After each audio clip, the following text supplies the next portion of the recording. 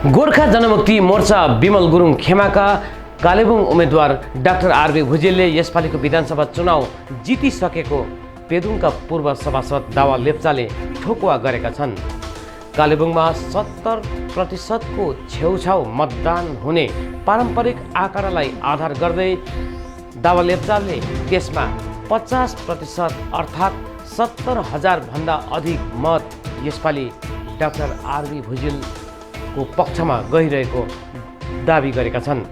यसका साथै दोस्रो नम्बरमा गोजोमोमो 2 अर्थात् 2 का उम्मेदवार रुदेन सादा लेप्चा अनि तेस्रो स्थानमा भारतीय जनता पार्टीका उम्मेदवार शुभ प्रधान रहेको पनि उनले ठोकुवा गरेका छन्।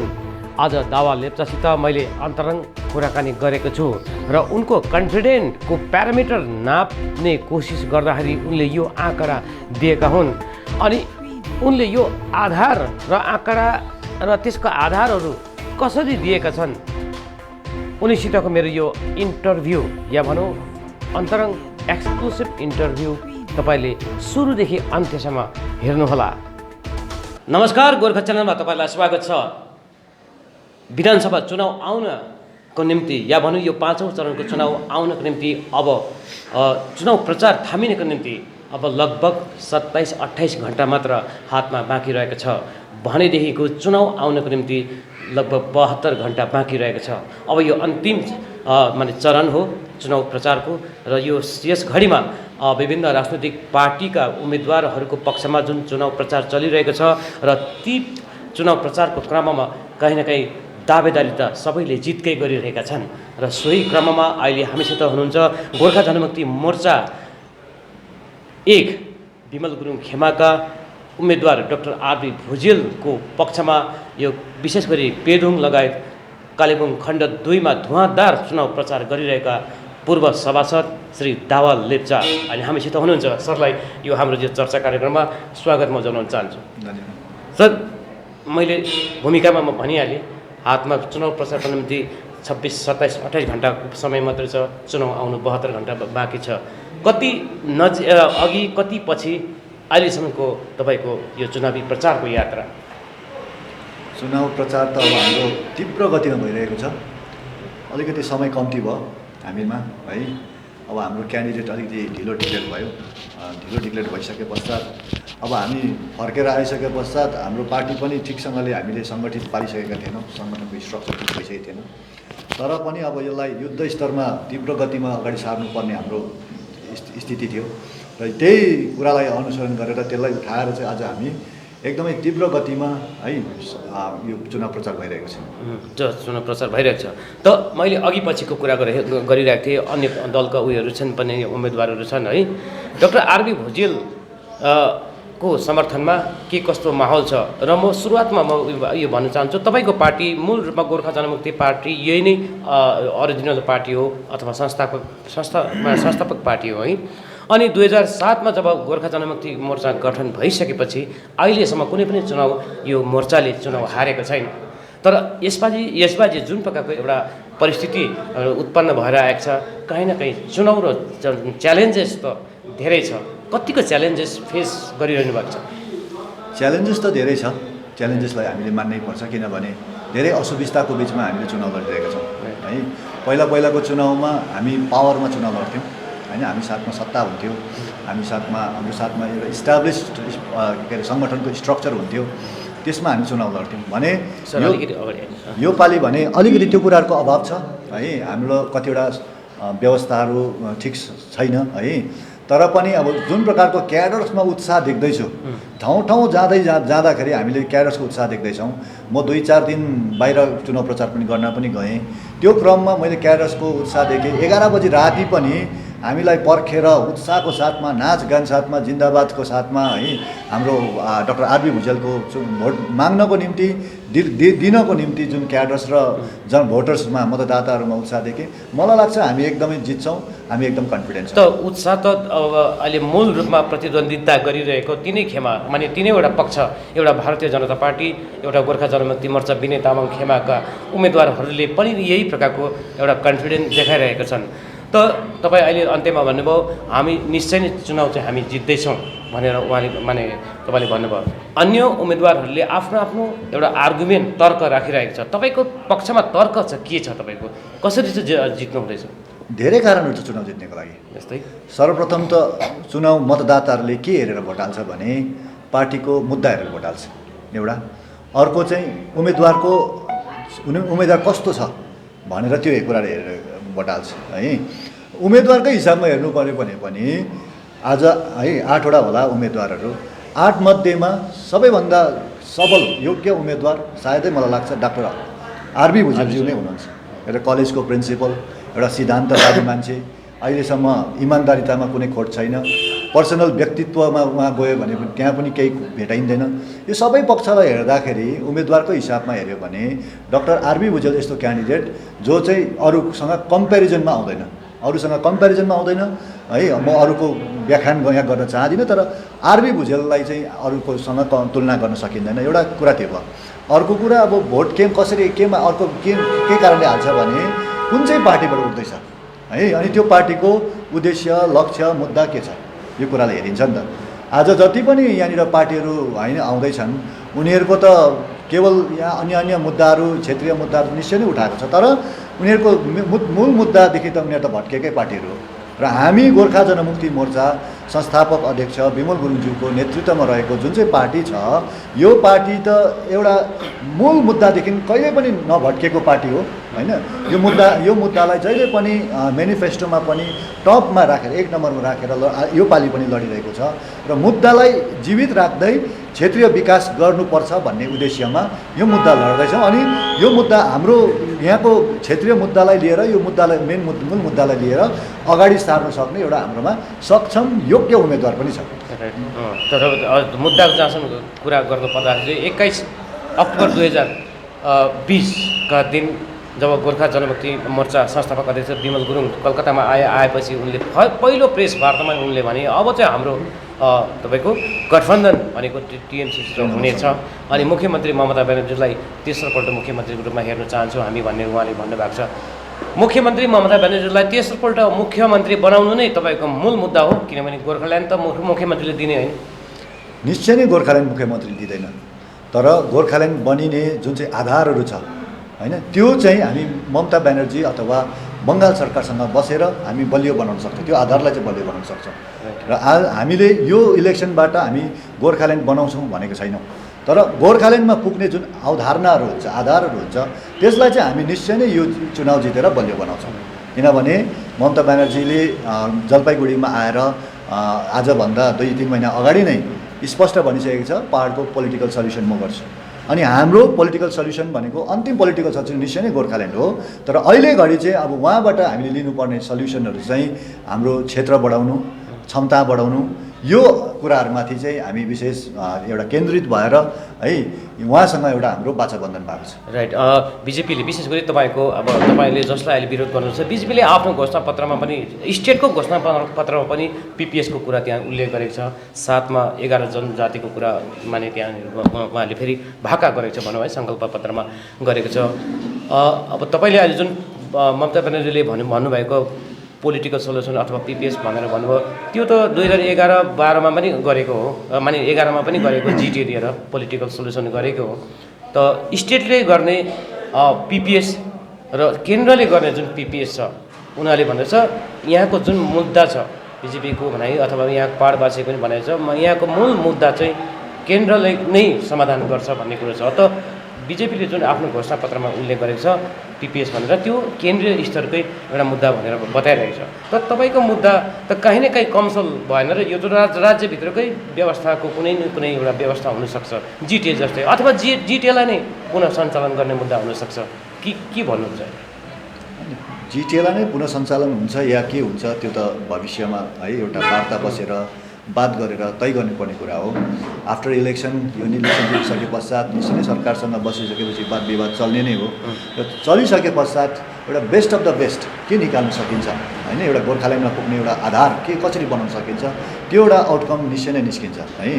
र जहाँसम्म अब यो बिजेपीको मेनिफेस्टोको कुरा छ, अब यो बिजेपीको मेनिफेस्टोमा जनजातिको कुरा, पिपिएसको कुरा निश्चय नै उल्लेख छ, अनि त्यो उल्लेख गराउनु जुन चाहिँ आज उल्लेख भएको छ बिजेपीको मेनिफेस्टोमा कसले गर्दा उल्लेख भएको छ है 2009मा पनि सिम्प्याथेटिकली एक्जामिन गर्छु भनेर लेख्यो हैन 14मा उनीहरूले त्यही कुरालाई दोहोऱ्याएको छ 19मा एमपी इलेक्सनमा हैन एमपी इलेक्सनमा त्यति बेला पनि जनजाति र पिपिएसको कुरा त्यति बेला उल्लेख भएको र त्यति बेला बिजेपीसँग साँठगाँठ गरेर सबै कुरा मिलाउने दल त अध्यक्ष विमल गुरुङ हो उहाँको नेतृत्वले उहाँको टोलीले बिजेपीलाई प्रेसर बनाएर पिपिएसको कुरा जनजातिको कुरा उनीहरूको इलेक्सन मेनिफेस्टोमा हालेको नत्र त राजु विष्ट जो आजको अहिले घडीको हाम्रो एमपी हो दार्जिलिङको उहाँलाई है एकजना पहाडको मान्छेले पनि उहाँसँग परिचित थिएन एकैजना व्यक्तिले पनि चिन्थेन आज जुन चाहिँ पार्टीहरू राजु विष्टज्यूको एमपीको पछाडि लागेर राजनीति गरिरहेका छन् है जिएनएलएफ विशेष रूपले अन्य पार्टीहरू पनि लागिरहेका छन् अथवा बिजेपीमा पनि कतिवटा नेतृत्वहरू यहाँ छ बिजेपीकै नेता भनौँ अन्य दलकै नेता भनौँ अथवा साधारण व्यक्ति कसै एकजनाले पनि राजु विष्टलाई चिन्थेन म जान्दछु त्यो कुरा त्यस्तो व्यक्तित्वलाई लिइवरिकन यहाँनिर त्यति बेला गरेवरिकन बिजेपीलाई प्रेसर बनाएर पर्मानेन्ट पिपिएस लगाउने दबाउ 11 जनजाति लगाउने दबाउ चाहिँ अध्यक्ष विमल गुरुङले गरेको तर त्यो सरकार गठन भइसके पश्चात जुन चाहिँ उनीहरूले बाचा बन्धन गरेको कुराहरूमा हामीले पहल गर्न सुरु गरिसके पश्चात उहाँहरूबाट एउटा सकारात्मक एउटा आश्वासन बाहेक एउटा सकारात्मक पहल नै हुन सकेन ठोस पहल नै हुन सकेन जहिले पनि झुक्क्याउने जहिले पनि ढाँट्ने है हामी एकपल्ट अमित शाहज्यूकोमा म स्वयं पुग्दाखेरि उहाँले यसरी भन्नुभएको थियो जनजातिको मुद्दा त मेरो हातमा भएको कुरा हो तिमीहरू जति बेला जान्छौ त्यति बेला लिएर जाऊ न अनि पो तिमीहरूको पनि महत्त्व हुन्छ त तिमीहरूको जाने व्यवस्था म गर्दैछु हैन फर्किने व्यवस्था म गर्दैछु यहाँबाट फर्किने एउटा कानुनी तौरमा व्यवस्था हामी गर्छौँ र त्यो भइसके पश्चात यो मुद्दालाई तिमीले लिएर है जनजातिलाई लिएर गयो भने तिमीहरूको पनि मुद्दा के अरे महत्त्व हुन्छ भनेर चाहिँ उहाँले त्यसरी भनेको तर आजसम्म त्यो कुरामाथि ठोस कदम उनीहरूले चालेको छैन है भने मतलब हामीले कसरी बिजेपीलाई विश्वास गर्न सक्छौँ कुन कारणले विश्वास गर्छ अथवा बिजेपीले विश्वास गर्न सक्दैन भनेदेखिको गोजमामा वानलाई तपाईँहरूलाई चाहिँ किन विश्वास गर्नु तपाईँकोमा के छ त्यस्तो माने इक्वेसन अघि तपाईँले बताउनु हुँदै थियो मलाई यो हिसाब किताब तपाईँले बताउनु हुँदै थियो कसरी जित्छ भनेर तपाईँले यो 2000 पहिलाको प्रिभियस इलेक्सनहरूको लागि रेफरेन्स लिएर तपाईँले भन्नुहुँदै थियो त्यो आधार के हो अलिकति बताउनु हामी त एकदम कन्फिडेन्ट छौँ जित्नुको निम्ति किन भन्दाखेरि जनताको विश्वास हाम्रो साथमा छ हाम्रो पार्टीको इमान्दारिता हाम्रो साथमा छ हाम्रो अध्यक्षको मुद्दाप्रतिको इमान्दारिता अनि आफ्नो कामप्रतिको इमान्दारिता हाम्रो साथमा छ त्यसले गर्दाखेरि हाम्रो त्यो एउटा सकारात्मक पक्ष हो हाम्रो र जहाँसम्म अब यो आँकडाको कुरा छ आज म यो तपाईँको च्यानल मार्फत यो भन्न चाहन्छु है हामीले त हाम्रो यस्तो प्रकारको रिपोर्ट कलेक्ट गरिसकेका छौँ हाम्रो भोट यो पालि जम्मा 2,11,000 2,09,000 हो भोटरहरूको सङ्ख्या 2,09,000 हो यसभन्दा अलिकति तलमाथि छ झन्डै 2,11,000 त्यस्तो आसपासमा छ त्यसको तपाईँको मलाई लाग्छ 70% कास्ट हुनेवाला हो है प्राय प्लस माइनस 70% पहाडको त्यस्तै एउटा परम्परा नै त्यस्तो छ 70 देखिको 80 बिचमा मलाई लाग्छ यो पालिको भोटर्सको जुन चाहिँ एक्साइटमेन्ट सबै कुरालाई हेर्दाखेरि 70% कास्ट हुन्छ 70% भनेको 1,47,000 समथिङ यस्तो 150 को आसपास हो है र हामीले यस्तो प्रकारले एक्सर्साइज गरेका छौँ हाम्रो क्याडर्सलाई यस्तो प्रकारले खटाएका छौँ अनि क्याडर्सले जुन प्रकारको अहिले रिपोर्ट दिँदैछ हामी 50 to 60% भोट हामी पाउँछौँ है 50 to 60% भोट पाउँछौँ किनभने हाम्रो आफ्नै भोट यो पहाडमा हाम्रो अहिलेसम्मको रेकर्ड हेरेर ल्याउँदाखेरि हाम्रो आफ्नै भोट 45-50% त त्यसै पनि हाम्रो आफ्नै भोट होइन सधैँ पाइ नै राखेको सरिता गुरामाको टाइममा एकदमै क्राइसिस हुँदाखेरि एकदम डरलाग्दो कन्टेस्ट हुँदाखेरि जति बेला चाहिँ जसलाई सरकार एक पक्ष बोर्ड एक पक्ष होइन सरकार एक पक्ष बोर्ड एक पक्ष यहाँको सबै तन्त्र एक पक्ष लाग्दाखेरि पनि 49% भोट हामीले पाएको है सरिता गुरामाको टाइममा त्यो एकदमै हाम्रो त्यति भोट छ है त्यसमाथि पनि अब अहिले घडी टिएमसी हाम्रो साथमा आयो है टिएमसी हाम्रो साथमा आयो कतिवटा बोर्ड हाम्रो साथमा आयो गर्दाखेरि त हाम्रो त भोट अलिकति घटेको छैन बढेको छ गर्दाखेरि घटे नै भने पनि हामी 50 देखि तल गर्दैनौँ है त्यसले गर्दाखेरि हाम्रो भोट हाम्रो आँकडा अनुसारले हामी 73 देखि 80,000 भोट हामी पाउँदैछौँ अच्छा 73 देखि 80,000 भनेपछि रहल भोट अन्यमा रहल भोट हामीले क्याल्कुलेसन गरेर हेऱ्यौँ रहल भोट होइन टु र बिजेपी विशेष गरेर यो तीनटा माझमा एउटा विशेष कन्टेस्ट भएको देखिरहेका छौँ र अब बिजेपीकै कुरा गर्नु हो भने बिजेपीलाई अहिलेसम्म अब जिताउने सबै गर्ने हामी हौँ होइन उनीहरूको न त यहाँनिर पोलिटिकल अर्गनाइजेसनको स्ट्रक्चर छ, मलाई लाग्छ कतिवटा ठाउँमा त एजेन्ट पनि पाउँदैन। त्यस्तो अवस्थामा उहाँहरू छ। यति नै हो। अब एउटा मोदी लहरले, मोदीको वेभले, मोदीको नामले अलिकति भोट पाउँछ भन्ने एउटा आशामा उनीहरू पनि बसिरहेका छन्। हिजो मात्र कुरा गरौँ, अमित शाहज्यूको त्यत्रो होम मिनिस्टरज्यू होइन यहाँनिर कालिम्पोङमा र्यालीमा आउनुभयो। त्यहाँको के अरे टर्नआउट मान्छे कति उपस्थिति थियो। अस्ति फगुवाको दिन जुन प्रकारले होलीको दिन जुन प्रकारले उनीहरूले नोमिनेसन फाइलको एक्टिङ गर्यो, हुन चाहिँ त्यो दिन नोमिनेसन फाइल थिएन, अगाडि नै नोमिनेसन फाइल गरिसकेको थियो, तर फगुवाको मौका पारेर त्यो दिन भिड हुन्छ त्यो मान्छे देखाएर चाहिँ उनीहरूको वेब देखाउने जुन प्रकार कोसिस भयो, त्यो के अरे भिड भन्दाखेरि जतिको पनि भिड पनि हिजो उहाँहरूले गर्न सक्नु भएन एउटा होम मिनिस्टर आउँदा।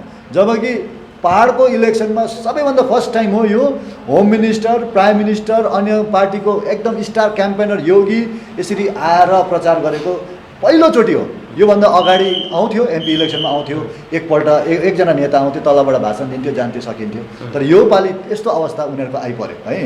र यो सबै कुरालाई हेर्दाखेरि चाहिँ के देखिँदैछ भने बिजेपीको यहाँको अर्गनाइजेसन त त्यसै पनि छैन।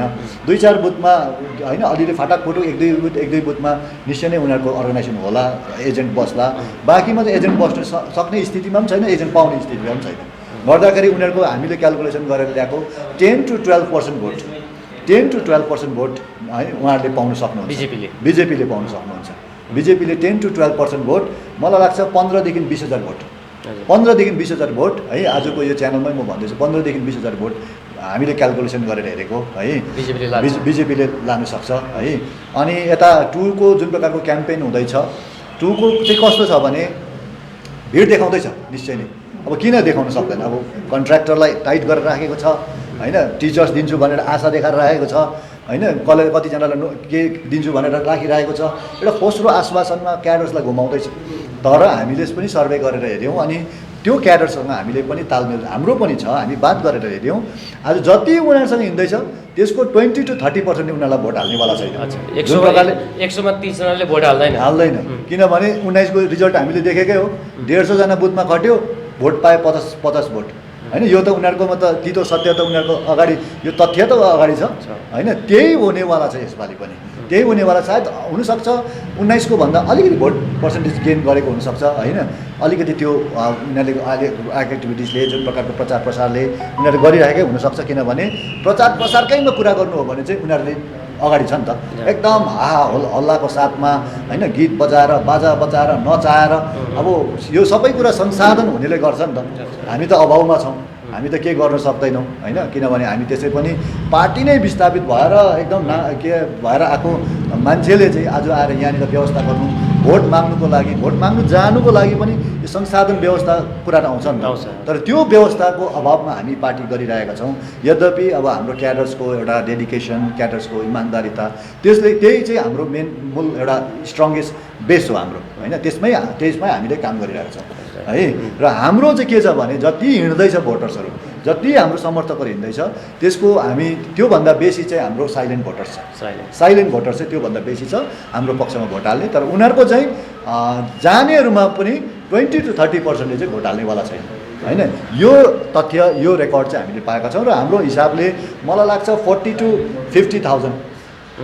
50,000 निश्चय नै पाउँछ उनीहरूले होइन। 40 to 50,000 मेरो हिसाबले चाहिँ त्यति देख्छु म, त्यति भोट पहिलाभन्दा अलिक बेसी। यो तपाईँले 50,000 भने यो कालिम्पोङको कुरा गर्नु भन्नुको मतलब तपाईँकोबाट स्पष्ट भयो कि स्पष्ट तपाईँले यो भन्नुहुँदैछ कि 1 नम्बरमा आजको तारिकमा गोजमामा 1 नै छ है, 2 नम्बरमा 2 छ अनि 3 नम्बरमा बिजेपी माने बिजेपी तेस्रो स्थानमा छ। र दर्शकबिन दावा लेप्चा पूर्व सभासद 40 पेदुङ समष्टिका पूर्व सभासद हुनुहुन्छ अनि अहिले पनि गोर्खा जनमुक्ति मोर्चा बिमल गुरुङ खेमाको उनी एक प्रमुख स्तम्भ कालिम्पोङका हुनुहुन्छ। उनको कन्फिडेन्स छ, उनको चुनावी जुन प्रकारको प्रचार उनले गरिरहेका छन् अनि जुन प्रकारको फिडब्याक उनीहरूको कार्यकर्ताहरूबाट उनलाई प्राप्त आँकडा अनुसार तपाईँको डाक्टर आरबी भुजेलले यसबाजी 73 देखि 80,000सम्म लगभग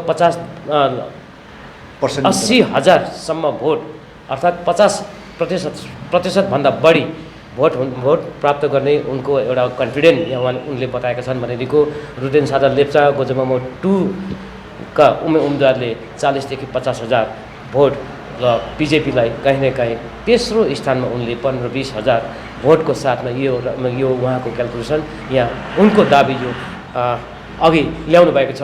त चुनाव आउन 17 तारिक आउनको निम्ति अब 72 घन्टा बाँकी छ। चुनाव प्रचार भोलि साँझ 5 बजीपछि थामिनेछ र अन्तमा जनता नै हो जनार्दन भनिन्छ अनि जनताको फैसला नै त्यो अन्तिम फैसला हुनेछ, जसको जुन फैसला आगामी 2 मईको दिन आउनेछ। हामी आजको तारिखमा दावा लेप्चाले भनेका कुराहरू कतिसम्म सत्य हुने हुन् या त्यसमा केही तलमाथि आँकडामा फरक पर्ने हो, त्यसको निम्ति पनि कमसेकम हामीले 2 मईको दिन नै पर्खिनु पर्नेछ। धन्यवाद।